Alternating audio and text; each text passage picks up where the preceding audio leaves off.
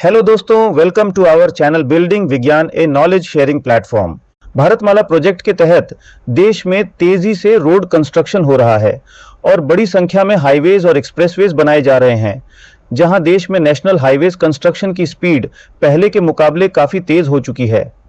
पहले जहां national highways construction की स्पीड करीब 12 किलोमीटर पर डे थी, तो वहीं अभी बढ़कर 38 किलोमीटर पर डे हो गई है। वहीं गवर्नमेंट ने 2025 तक हाईवे नेटवर्क को 2 लाख किलोमीटर तक एक्सपेंड करने का टारगेट सेट किया है। इसके लिए देश भर में कई नए हाईवे एंड एक्सप्रेसवेज का निर्माण हो रहा है। उन्हीं में से एक है नागपुर विजयवाड़ा इकोनॉमिक कॉरिडोर।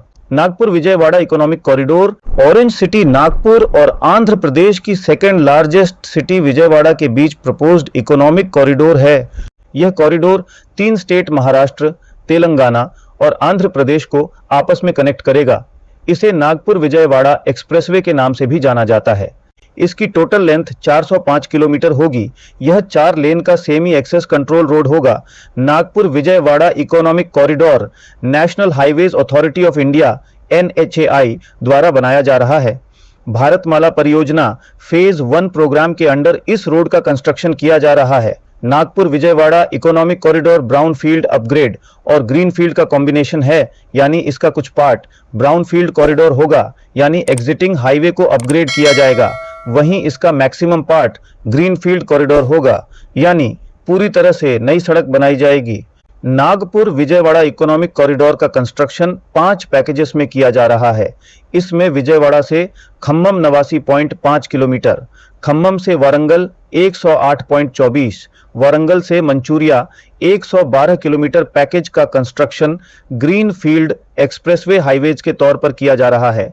और वहीं मंचूरिया से गोयागांव 94.6 किलोमीटर और गोयागांव से बामनी 33 किलोमीटर पैकेजेस का construction brown field express highways के तौर पर किया जा रहा है। जबकि चंद्रपुर और नागपुर के बीच असिस्टिंग 4 लेन एक्सप्रेसवे को इस कॉरिडोर में कनेक्ट किया जाएगा, यानी 405 किलोमीटर का under construction alignment Nagpur division के चंद्रपुर डिस्ट्रिक्ट से विजयवाड़ा तक है। जबकि नागपुर से विजयवाड़ा तक के टोटल डिस्टेंस की बात करें तो ये अप्रॉक्स 577 किलोमीटर है।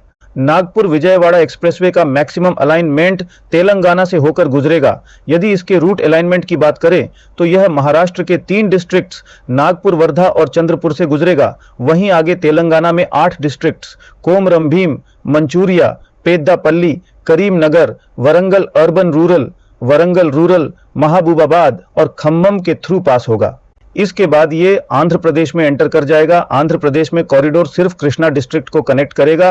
कृष्णा डिस्ट्रिक्ट में ही विजयवाड़ा मौजूद है, जहां विजयवाड़ा के पास चकाप विलेज में ये एक्सप्रेसवे टर्मिनेट होगा। नागपुर विजयवाड़ा एक्सप्रेसवे विजयवाड़ा में बेंगलुरु विजयवाड़ा एक्सप्रेसवे से कनेक्ट होगा। ऐसे में इस रूट के ऑपरेशनल होने से मुंबई से विजयवाड़ा और फिर आगे बेंगलुरु तक इसके थ्रू एक्सेस हो जाएगा। Nagpur Vijayawada economic corridor project की टोटल एस्टिमेटर कॉस्ट 14,666 करोड़ रुपए है। नागपुर विजयवाड़ा इकोनॉमिक कॉरिडोर नागपुर और विजयवाड़ा के बीच लगने वाले ट्रेवल टाइम को रिड्यूस करेगा। साथ ही ये दोनों सिटीज के बीच के डिस्टेंस को भी कम करेगा। करंटली नागपुर और विजयवाड़ा के बीच वाया हैदराबाद और आदिलाबाद डिस्टेंस करीब 770 किलोमीटर है। वहीं इस रूट से इन दोनों सिटीज के बीच ट्रेवलर टाइम करीब 13 घंटे लगता है।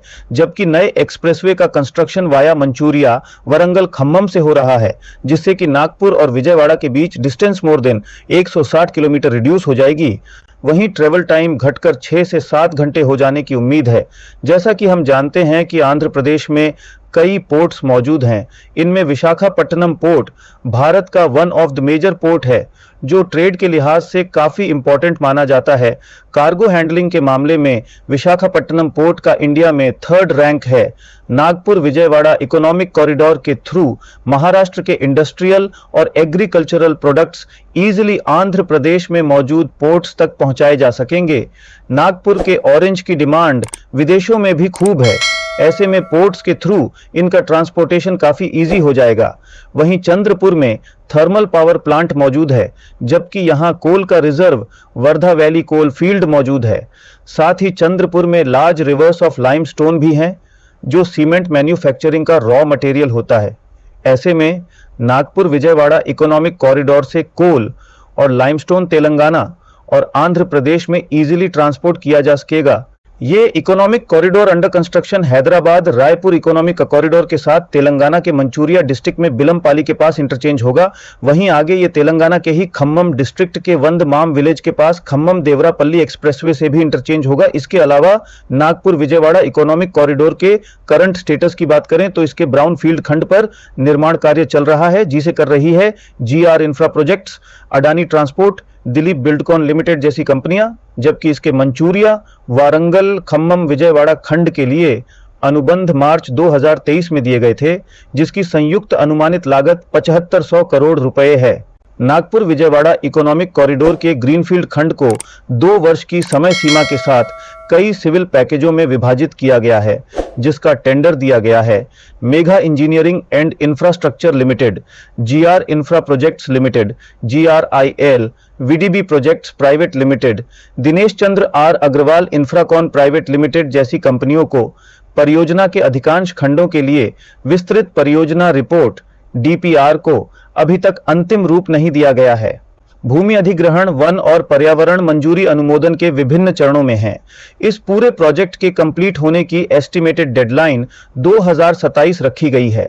दरअसल national highways goods and passengers के स्मूथ मूवमेंट और मार्केट तक एक्सेस को इंप्रूव कर देश के इकोनॉमिक और सोशल डेवलपमेंट में काफी इंपॉर्टेंट रोल प्ले करते हैं।